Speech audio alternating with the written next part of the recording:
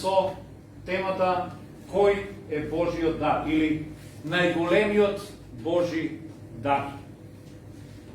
Она што Бог го има за нас не е обичен дар, тука е посебен и тоа најголем дар што го има за нас. Кога зборуваме за тоа кој е најголемиот Божи дар, јас би сакал да ви поставам на самиот почеток две прашања. Првото прашање, за да можеме да предпоставиме или да погодиме кој е Божиот дар, би сакал да ве прашам, ако Бог ти даде право на една желба, која што не се ограничува на материјални работи, може да е материјално, но и не мора, може да важи за тебе, но и за цел свет, што би побарал? Еве, една желба, едно барање, неограничено, било што можеш да побараш. Ја би барал здравие, за мене, за сите здравие. Значи, Сашко би побарал здравие, Звон повели вечен живот. Коста? И јас исто, здравие. Здравие. $1,000,000. Некој друг? Дали вика $1,000,000. Мир во светот. Лазе ти што би порал? Здравие. Ако има здравие, има работа. И ја кажам мир во светот. Ова се се убави желби, но повеќето од овие желби се со минли врок. Да. Бидејќи да бидеме искрени, парите и да се 2 милиона ќе ги потрошиме. Здравието, колку и да го имаме еден ден мораме да умреме. Нели? Ќе падне. И најздравите луѓе ќе живееш колку? 100, 150, не знам колку е најстариот човек. Ти од нове 700 или 800? Нека и 700, не треба да умреме. Бајбе крај. Да. Крај, да. Затоа ве потикнав да размислувате што би побарале од Бог ако желбата е неограничено може да барате во сите сфери. Или ја кажам мир во светот. За да имаме мир во светот, што треба да се случи кај луѓето? Бидејќи за да разбереме кој е најголемиот дар што Бог го има за човекот, ние најнапред треба да одиме на назад и треба да си го поставиме следното прашање. Кој е најголемиот проблем на човештвото? Ако откриеме кој е најголемиот проблем на човештвото, ние ќе сватиме кој е најголемиот дар што Бог ни го дава. Бидејќи знаете, најголем подарок за секој еден човек е она што најмногу му фали. Човекот што има здравие, нема да бара здравие, ќе бара нешто друго. Има една поговорка, вели, здравиот човек има 1000 желби, а болниот има само едно. Така да, ние имаме различни желби во зависност од нашите потреби. Но има еден проблем кој што е најголемиот проблем на целото човештво. Злото. Злото, но има едно друго име, како би го нарекли, како го нарекли во Библијата. Сатана, дјавол. Сатаната може би. На што не принудува сатаната? Ајде да пробаме да го видиме одговорот. Најголемиот проблем на човекот е гревот. Или грешната човекова природа. Од таму доаѓа на оваа земја сето зло, сета неправда. Интересно е тоа што човекот на почеток беше создаден совршен. Адам и Ева кога беа создадени на почеток, тие беа создадени совршени без да грешат. И светот беше создаден совршен. Тие беа создадени дури и безсмртни и без да се разболуваат. Значи ние имавме се што еден човек може да посака. Совршен свет, совршено здравие, совршени околности, имаа се што можат да посакат. Ништо не им не достигаше, имаа храна во изобилство, живееа во рајот. Но тие направија нешто кое што ги кошташе сето тоа. Тие сгрешија. Адам и Ева го направија првиот грев. И со гревот дојде смртта, несовршеноста, дури и грешната природа дојде кај нас. Преку Адам и Ева ние сите наследивме на грешна природа. Знаете, гревот е како еден вирус во компјутер. Гревот е како една дефектна програма и кој ќе ви даде еден компјутер кој што е со вирус, пробувате да работите, на крајот ќе ви излезе програмата. Ќе напишете нешто и после ќе го снема. Ќе се обидете нешто да направите во компјутерот, тоа ќе се поремети. И никогаш компјутерот нема да ви даде она што сакате, секогаш нешто ќе го измелези, бидејќи има внатре вирус. Ние имаме во нас сите еден таков вирус. Човекот наследи од Адам и Ева една природа која што го прави дефектен и го прави да греши. И таа природа е наречена грешна природа. Во Римјаните читаме, сите сгрешија и никој не успеа да ги достигне Божите возвишени стандарди. нема човек кој што не греши. Сте се почувствували некој за некоја една работа која што сакате да ја правите исправно и се сметате можеби за праведен човек и велите од денеска веќе тоа не го правам, од денеска веќе нема да лажам. И колку ќе помине дека не се фатите пак дека сте излажали. После некој ден пак ќе го направите исто. Или можеби си одлучувате велите од денеска веќе нема да пцувам, а тоа пцуењето било лоша работа. Веќе не пцувам. За следните 5 минути ќе ти изнервира некој и пак ќе ти излезе од уста. Јас викам ќе не пушам. Да, може би Стојан вели веќе од утре си вели не пушам. И после 3-4 сата вели ај уште една да западам.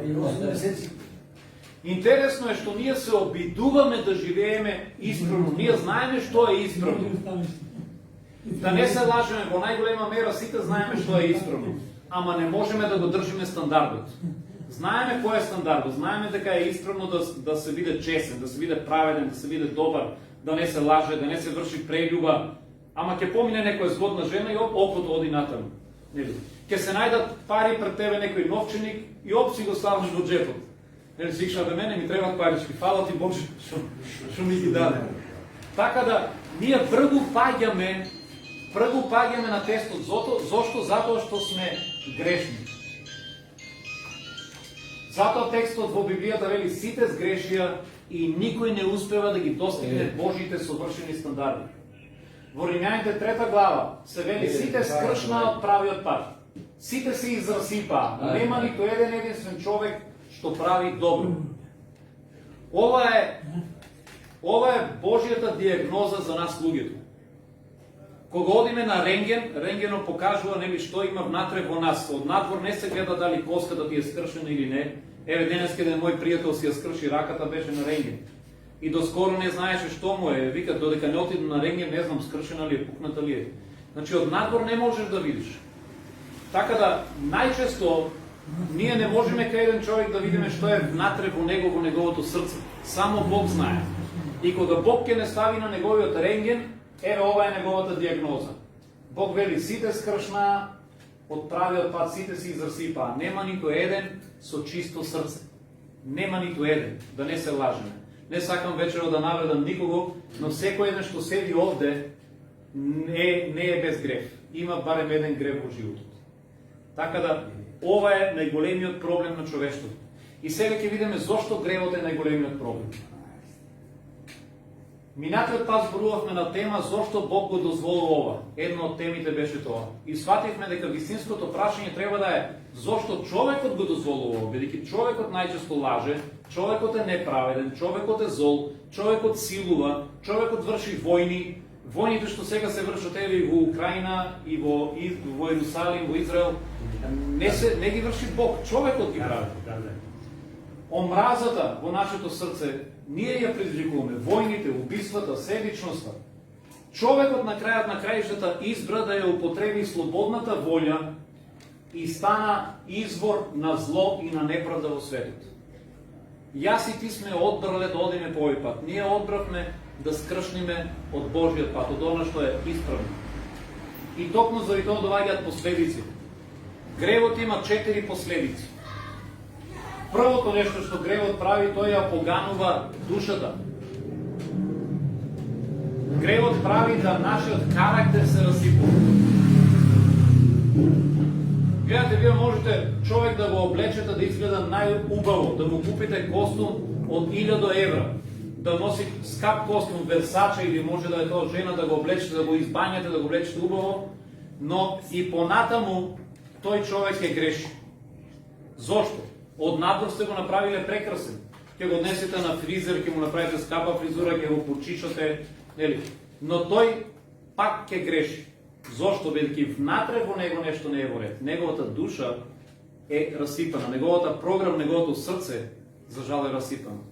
Има еден пример за некоја жена што работела во продавница и газата и кажа да ги исчисти излозите. И таа зела крпа, нели, ја намокрила струга, брише джамовите однатор, брише, ама налетела на една дамка и таа дамка колку и да е струга никако не ќе да се избрише. Рекла кидам ќе земам друго средство. Пак испрскала со некој детергент, пак струга брише. Не се брише, дамката не излегува. И тогаш и текнало. Дамката е внатре. Било внатре на прозорецот. Проблемот и со нас луѓето е исти. Дамката што ја имаме е внатре. Таа е внатре во нашето срце. Гревот ја опоганува душата. Во една прилика кога фарисеите му се лутеа на Исус, зошто на учениците не им кажуваат да си ги измијат рацете пред да јадат, бидејќи тоа било религиозен ритуал за нив. И тие му рекле: како смеат да јадат без измиени раце? Ќе се опоганат, ќе се изволкат. И тогаш Исус им рекол: знаете ли дека душата не ја опоганува тоа што влегува во устата, туку ја опоганува тоа што излегува од неа. Бидејќи вели од срцето на човекот излегува сето зло. Тука е злото, внатре во нас. Нашето срце мора најнапред да се промени. Гревот има таква способност, тој го срцето го балка, го прави да биде полно со зло. Второ нешто што прави гревот поробува. На едно место во Библијата пишува: кој врши грев станува роб на гревот. Сте забележали вие самите дека кога ќе правите некакво лошо поведение или чекор, после известно време, ако го продолжите да го правите, вие станувате роб на тоа нешто, станувате зависни. Затоа ако ќе разговарате со коцкар, ќе му речете: абе, бата ли го тоа коцкањето, не гледаш дека не ти е добро. Он знаете што ќе ви каже по истина? Не може. Или ќе ви вети: еве, нема да одам веќе, нема да одам, дај ми сега заем, веќе нема да одам. Следниот ден пак ќе го најдете таму. На оној што пие, ќе му речете, ако е пијаница, бата ли го пиењето, гледаш дека ти штети, или што зима дрога. И тој може ли ќе ви вети: еве, не се другирам веќе, нели, само помогни ми овој пат. Следниот ден пак ќе го најдете таму. Тој продолжува. Зошто? Веќе гревот од луѓето прави роб. Кога ќе се одадеш на нешто што е зло, тоа ќе те пороби, ќе те направи роб. Третата особина на гревот, или третата последица е: гревот одвојува. Кога Адам и Ева сгрешија, првата последица што се случи, беа одвоени од Бога. Тие го изгубија заедништво со Бог. Претходно имаа можност со Бог да општат секоја вечер, но откако сгрешија, заради гревот тие беа одвоени од Бог. Во книгата на пророк Исаија на едно место Бог вели: моето уво не е глуво за да не слушам, ниту вели мојата рака е кратка за да спасува, туку вашите гревови ме одвоија мене од вас. И заради тоа вели: јас не ги слушам вашите молби или барања. Бог со други зборови ни кажува: кога вие вршите грев, заради гревот вие сте одвоени од мене. Јас не можам да го толерирам гревот и да го дозволам. И заради тоа Бог не сака да има ништо со нас кога ние живееме во грев. Гревот го одвојува човекот од Бога, но и не само од Бога. Гревот одвојува семејства, одвојува маж и жена, одвојува пријатели. Кога еден човек живее во грев, тој си ги уништува односите со оние блиски околу него. Затоа денес имаме разводи, имаме раздори, имаме тепачки, имаме војни, веќе гревот има способност да одвојува. Тој не ги сближува луѓето, ги разделува. И последно нешто што прави гревот носи казна, смрт. Знаете ли, кај јас и ти бевме од Бога замислени никогаш да не умираме. Кога Бог го создаде човекот, неговата тенденција првичен план беше човекот да живее вечно, никогаш да не умира. Но кога човекот сгреши, тогаш настапи смрт. Бог му кажа на Адам и на Ева, им кажа: немој да јадеш од тоа дрво, бидејќи во денот кога ќе јадете од него, вие ќе умрете. Смртта дојде во тој ден. И денеска јас и ти умираме поради гревот. Библијата ни кажува дека еден ден смртта веќе нема да постои. Еден ден смртта ќе исчезне и Бог ќе стави крај на неа. Но до тогаш сите што сме грешни умираме. Ќе дојде ден кога Христос повторно ќе дојде, ќе воскреснат сите луѓе и оние кои што верувале во него. Во Исус Христос пишува дека ќе наследат вечен живот и смртта повеќе нема да постои. Но смртта е последицата на гревот. Физичката смрт која што ја искусуваме сите, никој не може да избега од смртта, но и духовната смрт. Духовната смрт значи вечна одвоеност од Бога. И сега, ако ова се последиците од гревот, сега сваќаме кој е најголемиот проблем на човекот и доаѓаме до прашањето: добро, тогаш кој ќе е најголемиот подарок за човек? Најголемиот подарок треба да ги анулира сите овие работи. Оно што Бог сака да ни го даде како подарок има за цел да не ослободи од последицата на гревот. Има за цел да не ослободи од сите овие нешта за кои што зборувавме претходно. Кој е најголемиот подарок? Рековме дека проблемот е во човековото срце. Човекот е зачнат во грев, живее во грев, неговото срце е исполнето со грев.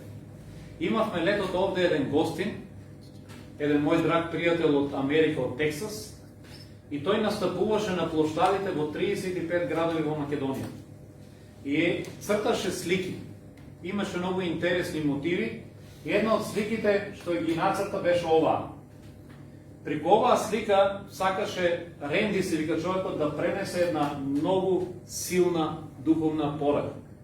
Гледате дека срцето е во форма на нашето знаме, или македонското знаме, но од другата страна ја гледаме раката на Исус кој што има клуч. И тој го има клучот да го отклучи ова срце или да го промени. Срцето на македонецот, па и срцето на секој еден човек во овој свет, може да го промени единствено Господ Исус. Тој го има клучот за промена. И тоа е она што Бог ни го нуди како најголем дар. Но ајде да видиме на кој начин. Во Римјаните 6 глава 23 стих пишува: платата што ја дава гревот е смрт. Ете тоа е казната, ете тоа е проблемот на човекот. Заради гревот човекот мора да биде праведно казнет од Бога. Секој што врши зло, неправда, што врши грев, треба да биде казнет. И Бог е праведен. Но истовремено Бог е и љубов. И тој не сакаше казната да ја прими човекот, затоа тој реши да го испрати неговиот син Исус и тој да ја прими казната наместо нас. И така правдата да биде задоволена, а ние да бидеме помилувани. Затоа во Римјаните пишува: платата што ја дава гревот е смрт, а дарот Божи, слушнете кој е дарот Божи. Дарот Божи е живот вечен во Христа Исуса, нашиот Господ. Ете тоа е најголемиот Божи подарок. Бог сака одново да не врати во позиција што Адам и Ева ја има на почетокот, што човекот ја имаше на почетокот. На позиција кога човекот беше создаден да биде безсмртен, без грев, без да има болести, да биде совршен, да има совршено заедништво со Бог, со Создателот. Така да тоа е Божиот дар што тој го има за тебе и за мене. И тој беше возможен единствено преку Христовата смрт на крстот. Ајде да погледнеме 4 аспекти на овој Божи дар, или 4 придобивки од Христовата смрт на крстот. Многу пати можеби и како христијанин се прашуваш: добро, знам дека и моите деца ме прашуваа кога беа помали, добро, зошто ако Исус беше праведен, зошто ако Исус беше добар, и уште повеќе, зошто ако Исус беше Божи син, зошто тој мораше да умре на крстот? Зар не можеше Бог да го спречи тоа? Бог како негов небесен татко, зошто дозволи Исус на крстот да страда? Причината дека Исус на крстот страдаше не затоа што тој беше зол, не затоа што тој беше криминалец, не страдаше затоа што Бог не можеше да го избави, туку Исус реши доброволно на крстот да пострада за да ја плати казната за мојот и твојот грех. Заради тоа што те љуби и тебе и мене. Тоа е причината. Исус на крстот ја плати нашата казна. Пророк Исаија вели 700 години пред воопшто Исус да се роди, пророчки тој запишал: тој беше изнаранет заради нашите гревови. И казната падна на неговиот грб заради нашите беззаконија. И преку неговите рани ние се исцеливме. Тоа го напишал Исаија за Исус. Значи, размисли сега, би сакал да го направам ова уште полично. Размисли, секој еден од вас што е тука, размисли и стави си го твоето име, стави се себе си. И замисли си, можеш да си кажеш: значи Исус беше распнат заради мене. Исус ја плати казната за мојот грех. Исус затоа што ме љуби реши тој да пострада за јас да бидам помилуван. Исус на крстот страдаше заради Лазар, заради Илија, заради Драги, заради Сашко, заради Јана, заради секој еден од нас, дури и за Давид. Исус на крстот ја плати казната за мене и за тебе. Што добивме ние од тоа? Кои се 4 придобивки од најголемиот Божи дар? Ајде да погледнеме првата придобивка. Првата придобивка доаѓа од храмот. И таа многу добро ни е прикажана и во Библијата, особено во Стариот Завет. Нешто што го практикуваа евреите. Таа придобивка ни кажува дека ние преку Христовата смрт на крстот сме помирени или очистени. Знаете, Бог им беше заповедал на евреите преку Мојсей во Мосеевиот закон дека секогаш кога некој ќе направи греф, требаше да донесе во храмот да донесе живинче. Најчесто донесуваше јагне. Можеше да биде нешто помало, но најчесто требаше да донесе јагне кое што служи како откуп за неговите греови. И јагнето беше заклано и крвта на јагнето беше пролеана како казна за да плати наместо оној што сгрешил.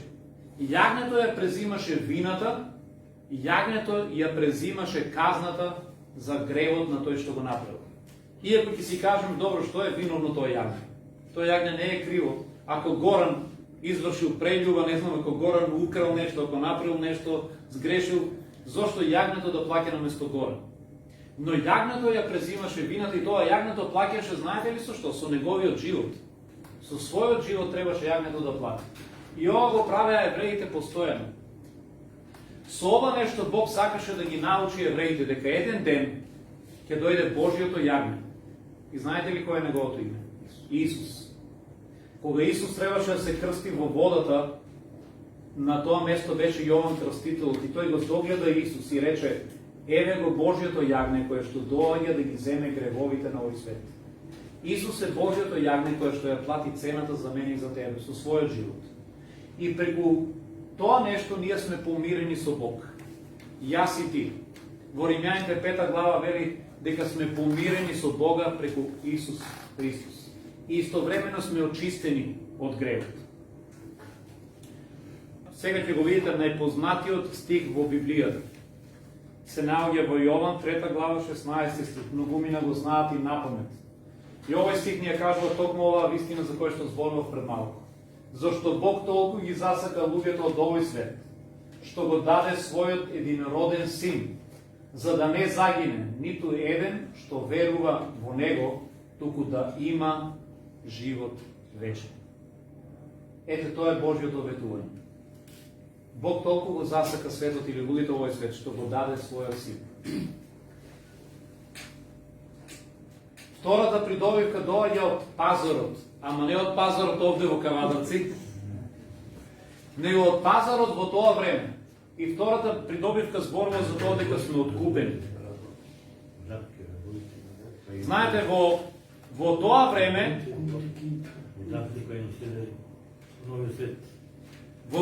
освен што се продавале на пазарот пиперки и патлиџани и лубеници, на пазарот се продавали и робови, се продавале луѓе. И еден од начините како некој станувал роб е ако се задолжи премногу, како сега што има лихвари, има не знам што се имаме банки, имаме овие менувачници, што и да е, различни заложници. И сега, ако некој се задолжи и не може да го врати долгот, тогаш, според законите во тоа време, тој на кого му должи имал право да го продаде како роб за сумата на која што му ја должи.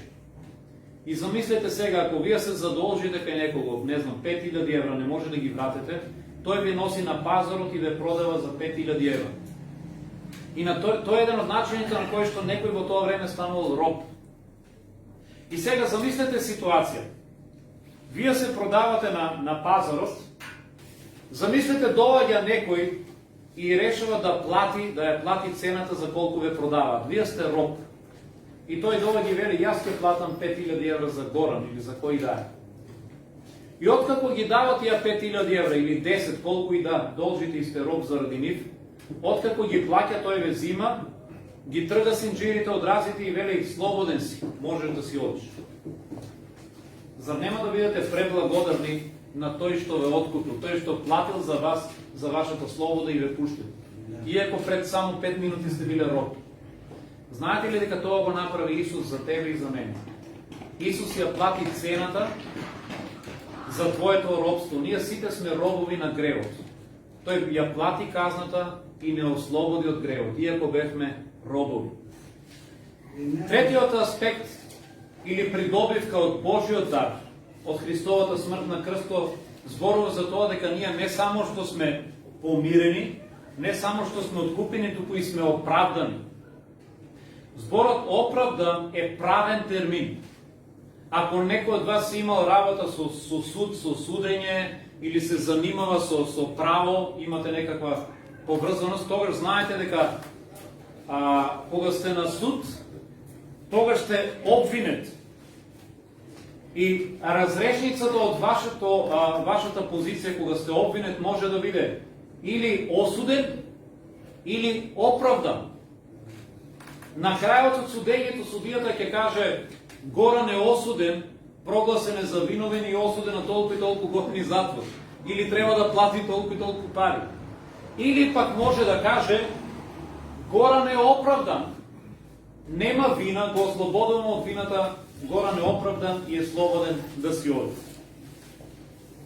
Има еден интересен пример за двајца пријатели кои што биле другари уште од детството, се знаели уште од мали, како сега Камче, што е на колку? 8-9 години. 11, браво бе Камче. И сега замислете Камче се дружи со некој другарче и цел живот се знаат. Но дошло време кога патиштата им се разделиле. Едниот се запишал на факултет, другиот решил да замине некаде во странство да работи. Овој што се запишал на факултет завршил право и станал познат судија. Бил познат во цел град и во цела држава како најправедниот судија. Судел честно, судел непристрасно и бил непоткуплив. Другиот пак, неговиот другар, кој што заминал во странство, за жал тргнал по лош пат и станал криминалец. После известно време се вратил дома и бил фатен во криминал. И бил донесен на суд. И кога бил изнесен пред суд, судијата кој што требало да го суди бил никој друг, туку неговиот другар од десно. И сега замислете во каква дилема се нашол судијата. Тој го препознал својот другар од десното. Тој бил праведен судија и не можел туку така да го пушти, иако му е другар. Тој можел да замиже и да рече, ајде, мој човек си, ајде, овој пат ќе ти прогледам.